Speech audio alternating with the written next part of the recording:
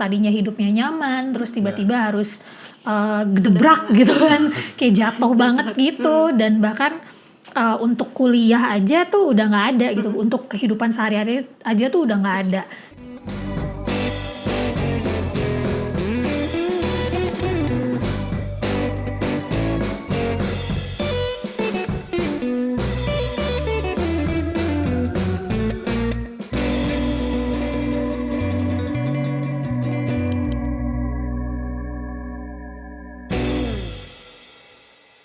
Halo semuanya, kembali lagi di Nadir Podcast. Gue Rira. Gue Matui. Di podcast ini kita akan mendengarkan pengalaman kesepian dan juga lost point dari para bintang tamu. Nah, siapa nih? Oke, jadi hari ini kita kedatangan bintang tamu yang wow banget. Yeah. Wow, part gak tau lah keberapa. Langsung aja kita sambut ya. Siapa tuh, Ra? Mbak Lani. Mbak Lani. Halo. Halo Mbak Lani, apa kabar? Baik. Rira sama Mbak Moti gimana? Baik, sehat. Mbak Lani udah siap belum nih ngobrol-ngobrol bareng? Udah, siap. Siap dong. M dan R. Ya. Dan L. Sebelum kita ngobrol-ngobrol lebih lanjut nih, boleh perkenalan diri dulu, Kak. Oke, nama aku Lani, umur aku saat ini 28 tahun, dan aku sekarang bekerja sebagai HR profesional di salah satu FMCG company terbesar di Indonesia. Gitu. Oke. Apa aja tuh, Kak, kerjaannya? HR itu kan human resource dan bidangnya tuh banyak gitu ya. Ada yang ngurusin rekrutmen, yang cari-cari orang gitu. Nah kalau aku kebetulan di bagian pelatihannya, jadi aku yang men-training karyawan gitu sih. Oke, men-training karyawan. Gitu. Sibuk ya. Kita kedatangan bintang tamu dari tadi yang sibuk, pekerja keras. Selain itu apa lagi, Kak, aktivitasnya? Aktivitasnya di luar dari pekerjaan. Basically sebenarnya cuma kerja sih, karena aku tuh orangnya homebody banget. Terus kayak aku tuh jarang, ya aku kebetulan juga belum punya side hustle apapun gitu, dan kesibukannya ya selain kerja paling catch up sama teman-teman, terus ketemu keluarga sesekali kayak gitu, karena aku juga anak rantau dan kebetulan aku udah 10 tahun, hampir 11 tahun di Jakarta dari aku kuliah dan sampai kerja sekarang gitu. Dari mana, Kak? Aku dari Tanjung Pinang. Tanjung Pinang tuh FYI deket Batam, karena mostly orang-orang nggak tahu Tanjung Pinang di mana. Gitu. Mereka lebih tahu Batam familiarnya gitu. Kan aku kan follow Mbak Lani nih. Seperti yang aku tahu tuh Mbak Lani suka baca sama K-popers. Iya, betul. Baca apa? Baca novel tentang apa tuh, Kak, kira-kira? Baca buku sih, baca buku dan novelnya mostly yang lagi aku suka banget tuh sekarang fiction. Dan kebetulan yang lagi aku baca banget itu dari apa sih namanya, autor-autor Asian biasanya gitu. Dan yang lagi aku baca banget dari autor-autor Jepang sih, khususnya yang buat cewek-cewek gitu. Oke. Tadi Kakak bilang rantau udah dari tahun berapa? Dari 2012 akhir. 2012. Awalnya tuh gimana, Kak? Boleh diceritain gak? Oh boleh. Jadi sampai emang memutuskan merantau. Iya, jadi tuh dulu kan aku dari kota kecil ya, terus memutuskan untuk merantau ke Jakarta. Sebenarnya tuh ini plan B sih. Plan A-nya tadinya aku mau kuliah di deket-deket sana aja, karena kota kecil, terus sistem pendidikannya 10 tahun yang lalu itu belum memadai kayak sekarang. Jadi belum ada universitas yang bagus di sana, dan aku kebetulan pengen ngambilnya karena Tanjung Pinang atau Kepri itu dekat sama negara-negara perbatasan. Jadi waktu itu aku mau ambilnya di Malaysia gitu. Tapi pada saat aku daftar di sana, mereka itu kayaknya sistemnya kayak agak beda gitu sama kita, jadi kayak agak lebih cepat. Dan mereka tuh udah minta ijazah pada saat itu. Padahal aku juga belum keluar ijazah, dan waktu itu kayak baru mau semi UN atau ujian sekolah gitu, jadi belum keluar tuh ijazah ataupun apapun yang menyatakan aku lulus gitu. Jadi setelah di situ ya udah kesepakatan bersama sama orang tuaku, aku mau di Jakarta aja deh, karena kakak-kakakku juga sebelumnya kuliah di sini. Aku ada banyak saudara juga di sini, jadi kayak ya udah di sini aja. Dan ada sekolah yang emang saudaraku pernah sekolah juga di situ, jadi ya udah kita sepakat deh sekolah di situ. Tapi dengan syarat ya nggak boleh manja, nggak boleh ini karena Jakarta tuh keras gitu. Karena aku pas dari kecil sampai SMA ya gitu emang agak lebih manja lah ke orang tuaku kayak gitu sih. Jadi ya itu memutuskan untuk merantau dari situ sebenarnya. Awalnya tuh di Jakarta daerah mana? Aku pertama kali itu di Jakarta Barat. Oke. Gitu. Jadi langsung kuliah. Langsung kuliah gitu sih. Kak, tadi kalau aku boleh tanya nggak sih tentang alasan kakak suka membaca? Alasan aku suka membaca sebenarnya baca tuh beda dengan kita nonton film. Kalau nonton film kamu tuh udah ngelihat scene-nya sendiri, kamu udah nggak bisa bayangin hal lain gitu. Sedangkan kalau baca kamu bisa berimajinasi sendiri dengan otak kamu gitu ya, dan kamu bisa main lah gitu dengan otak kamu berimajinasi, terus kamu juga bisa menentukan siapa sih nanti yang jadi perannya itu siapa sih.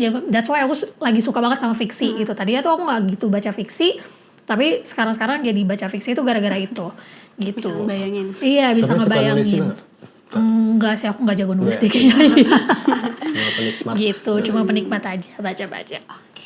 Kak, kita mulai nyambung ke tema podcast. Boleh. Oke. Kita boleh nggak nih tanya-tanya tentang definisi kesepian menurut kakak tuh kayak gimana? Oke, boleh banget sih. Aku tuh kebetulan orangnya yang don't mind dengan loneliness sebenarnya, karena tadi di awal aku udah ceritain aku tuh homebody banget. Ya bisa bilang aku juga introvert gitu, dan kesepian tuh bukan hal yang menghalangi aku untuk ngelakuin apa yang aku suka gitu, atau bukan menjadi hal yang buruk banget deh buat aku tuh enggak gitu, karena aku justru suka kalau misalnya lagi sepi.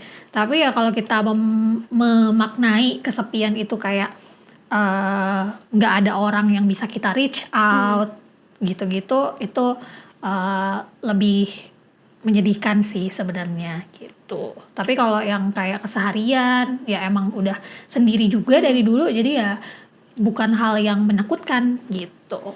Tapi pada saat kakak di masa kuliah, mungkin ada nggak sih pengalaman yang menurut kakak tuh jadi titik terendah kakak?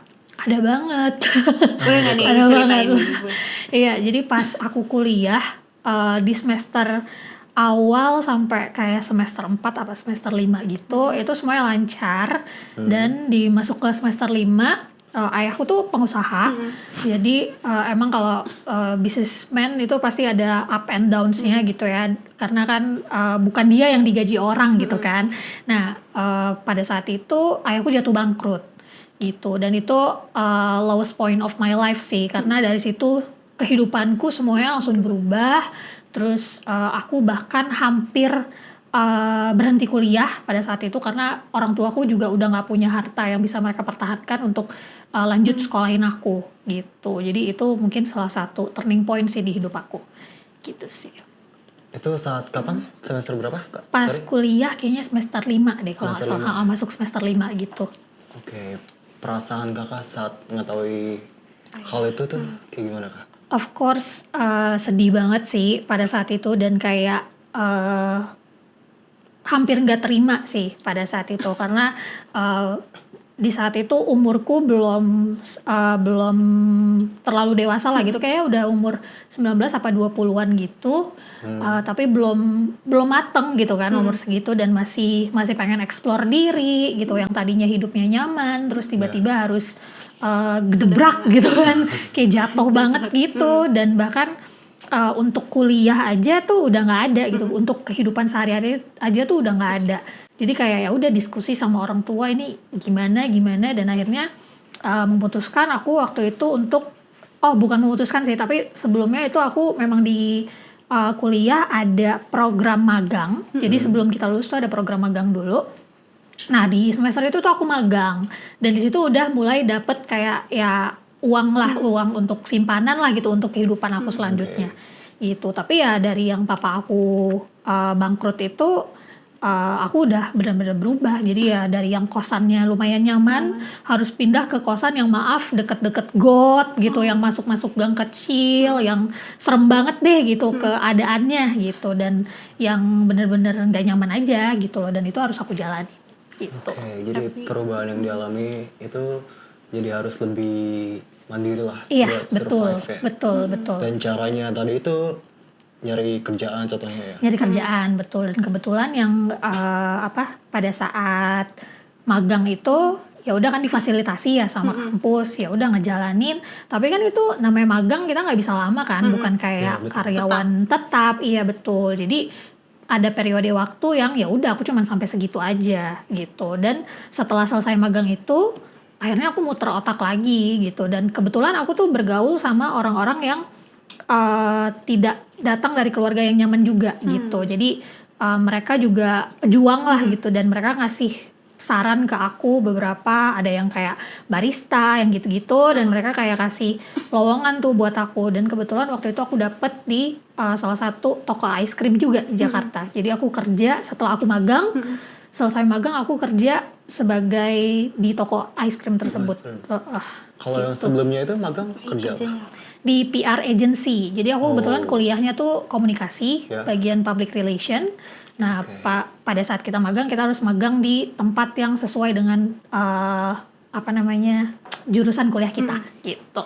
Dengan perubahan yang dari hidup yang cukup nyaman terus tiba-tiba berubah kayak gitu. Ya, kebayang sih pressure-nya. Perasaannya itu gimana, Kak? Perasaannya tadi sedih banget sih, terus juga semua orang menjauh, kecuali teman-teman aku di sini ya, karena kan mereka ya namanya juga orang baru gitu ya, tapi yang tadi aku bilang mereka bukan datang dari orang-orang yang nyaman juga gitu, jadi mereka paham betul dengan kondisi aku gitu. Jadi untungnya teman-teman aku yang di Jakarta itu semuanya welcome gitu, tapi untuk saudara-saudara aku yang di kampung gitu ya, itu ya udah menjauh aja gitu, yang nggak mau bareng-bareng lagi, nggak mau chatan lagi kayak gitu. Jadi aku bener-bener banyak lah, selain hidupku berubah banget, aku juga banyak kehilangan orang kayak gitu. Kehilangan orang bukan berarti dia meninggal gitu ya, tapi kayak menjauh gitu loh mereka gitu sih. Di saat setelah semua kejadian itu, akhirnya kakak memutuskan buat kerja. Itu masih sambil kuliah, Kak? Masih sambil kuliah. Masih sambil kuliah. Gimana tuh, Kak? Lanjut kuliah. Jadi kayaknya dulu tuh mungkin sekarang juga masih ada sih, kalau kayak barista gitu mereka kayak buka part time gitu, dan ini tuh sama, bedanya dia jualan es krim aja gitu, dan dia buka part time-nya, dan aku kerja di situ. Jadi seminggu kayak kerja 3 sampai 4 kali deh gitu. Dan ya udah bagi waktu, karena itu udah semester akhir gitu, jadi kan gak gitu sibuk di kuliah kan. Jadi ya udah aku banyak waktu buat kerjanya gitu. Berapa lama itu, Kak, kerja di situ? Aku kerja di situ 7 bulan. 7 bulan. 7 bulan sampai aku lulus kuliah. Okay. Gitu. Setelah lulus kuliah itu? Setelah lulus kuliah, kebetulan aku tuh ada sakit juga, jadi aku harus pulang kampung waktu itu untuk operasi dan segala macam. Jadi setelah sidang, aku kayak sempet nganggur gitu 2 bulan. Nah 2 bulan itu aku balik lagi ke Jakarta, habis itu langsung alhamdulillahnya langsung dapet kerjaan gitu. Tapi kan tadi kakak bilang keluarga banyak yang ngejauh ya, Kak? Betul. Itu perasaannya gimana tuh?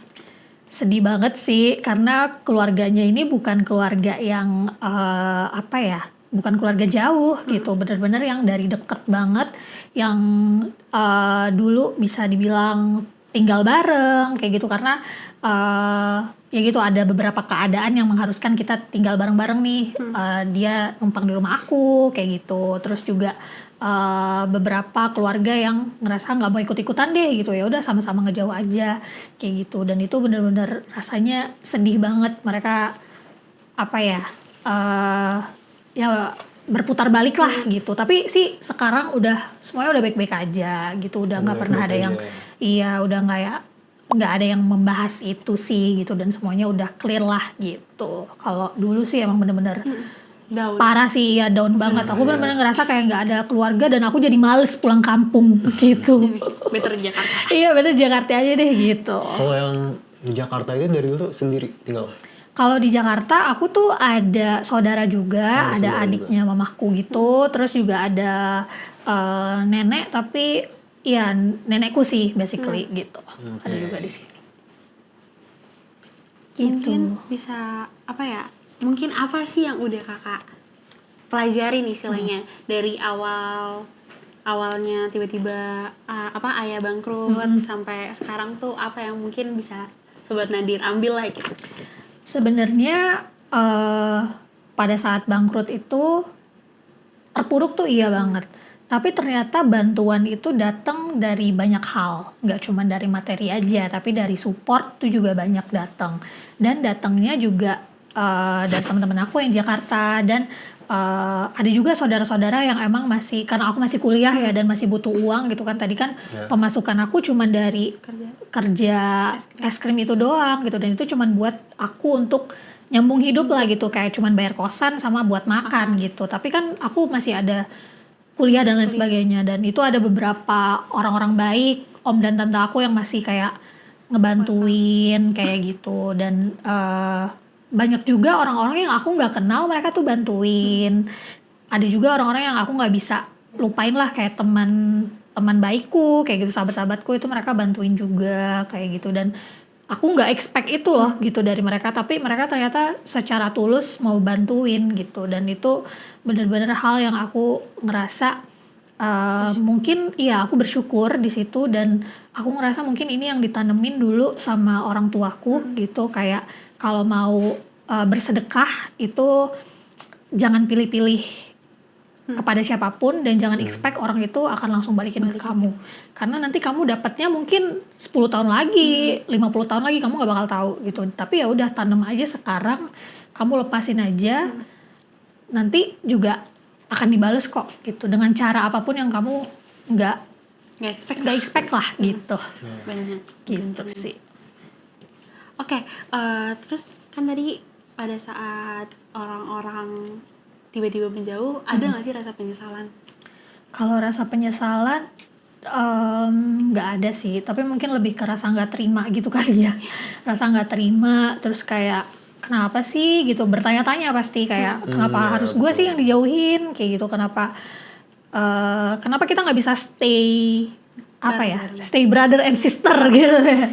Kayak tetap bersaudara, tetap kayak ya udahlah kita nggak usah ikut campur gitu-gitu, tetap saling peduli gitu. Itu tuh ada banget sih gitu. Tapi ya itu kan dari aku ya gitu, dari aku kan nggak bisa kontrol orang lain gitu kan. Jadi ya udah, tapi ya seiring berjalannya waktu ternyata hal itu sembuh, dan ya udah kita bisa saling sama-sama menerima lagi sih.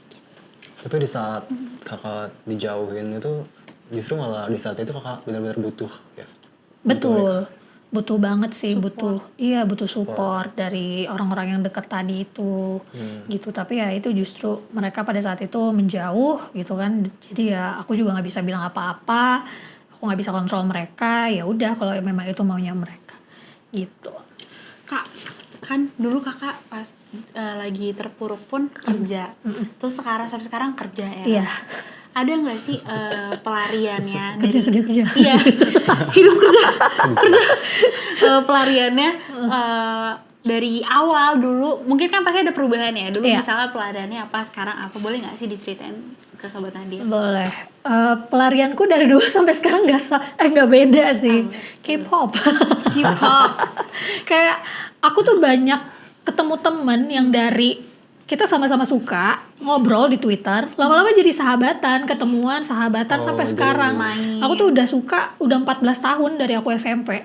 Jadi dari aku di sana kita ngobrol cuma lewat Twitter, sampai aku ke Jakarta kita ketemu, dan ya udah rasanya sama gitu. Jadi nonton konser bareng. Iya, nonton konser bareng. Itu waktu sebelum bangkrut ya. Sudah bangkrut nggak pernah nonton. Tapi ya itu ngumpul-ngumpulnya tuh tetap sampai sekarang gitu. Bahkan sekarang udah ada yang nikah dan lain sebagainya. Kayak gitu. Jadi itu salah satu coping mechanism aku juga gitu ya, kayak dari hal-hal yang bikin aku stres, aku ke situ ada hiburan tersendiri, ngelihat grup-grupnya, dengerin para musiknya. Iya betul, para cowok ganteng. Tapi itu it's just more than that ya. Sarira ya. Sarira aja gitu, karena aku juga dengerin liriknya. Terus Bener artinya, terus mereka kerja kerasnya mereka itu kan mereka nggak yang langsung blek terkenal, gue ganteng terkenal gitu kan, enggak gitu. Mereka kan pakai proses juga. Dari situ juga aku pelajarin banyak sih hal dari situ gitu. Nah, tapi Kak, kalau pengalaman kesepian Kakak sendiri, menurut Kakak yang paling Kakak ingat lah, itu saat kapan Kak? Pengalaman yang paling kesepian yaitu yang pas aku down banget. Oh, itu tuh ya? Itu bener-bener Itu jatuhnya udah kesepian iya, sih. itu jatuhnya udah kesepian Iya banget. sih. Kayak nggak ada yang bakalan nolongin gitu. Siapa lagi nih yang bakal nolongin gitu loh. Dan kayak mau lari ke siapa juga nggak bisa gitu loh. Kayak karena yang aku butuh ternyata kan bukan cuman mental dan support aja ya. Tapi aku juga butuh materi gitu loh. Untuk aku bisa hidup juga gitu. Dan dari situ aku kayak langsung berdedikasi lah gitu. Pokoknya gue nanti kalau gue harus kelarin nih kuliah, karena ketika gue udah kelar ini jadi bekal gue ya nanti buat untuk tetap lari gitu dan berdiri di kaki gue sendiri. Gue nggak mau ngandelin orang lain gitu. Oke, jadi itu termasuk salah satu lowest point yang pernah Betul. terjadi hidup. Nah, kalau hal yang atau momen terbahagia yang pernah terjadi itu apa? Momen terbahagia ya. Agak susah ya. Banyak apa? Gimana? Banyak. Kayaknya lebih gampang untuk mendeskripsikan momen sedih daripada momen bahagia, karena